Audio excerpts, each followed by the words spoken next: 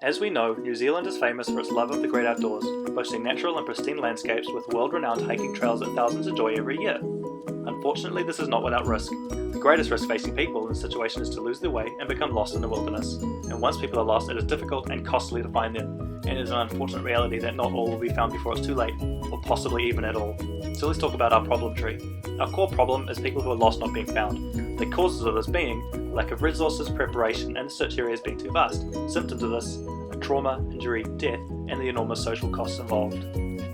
The width of the problem is made clear, with an average of 254,000 tourists per year visiting with the intention of hiking, not including locals doing the same. Between 2014 and 2015, the New Zealand Search and Rescue recorded 2,500 people approximately becoming lost or requiring assistance, and over 1,000 of these were on land in hard-to-reach areas and national parks. The depth then also becomes immediately apparent. Costs for even the most basic search and rescue are enormous. Consider, for example, $1,500 per hour to run a helicopter, without taking into account manpower, logistics, and of course the enormous social costs.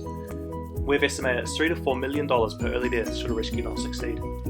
Using the UN-defined Sustainable Goals program, we're convinced our solution will be addressing good health and well-being. Being lost in the wilderness does not come highly recommended for one's well-being, but increasing chances of survival and being found certainly does. And it also encourages the use of New Zealand outdoors in safety and peace of mind. Enter Soteria, a small, simple, and innovative gadget named after the Greek goddess of deliverance and preservation from harm. It will be cheap, easily accessible, and basic to use, and critically, passive. We hope to have it government funded and then place at the end or start of long trails where users can take it at the start and take it off at the end, forgetting about it in between, so no hassle.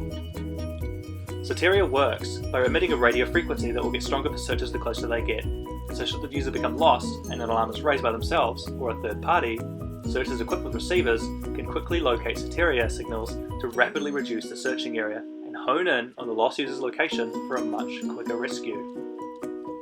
The alternatives to Soteria are beacons. The problem that these do not address, however, is that they add a cost that many casual hikers will not be willing to pay, and many will refuse to believe they will need them. Soteria will be hassle-free, near weightless component they can simply put in a bag or latch onto a strap and it won't cost them anything.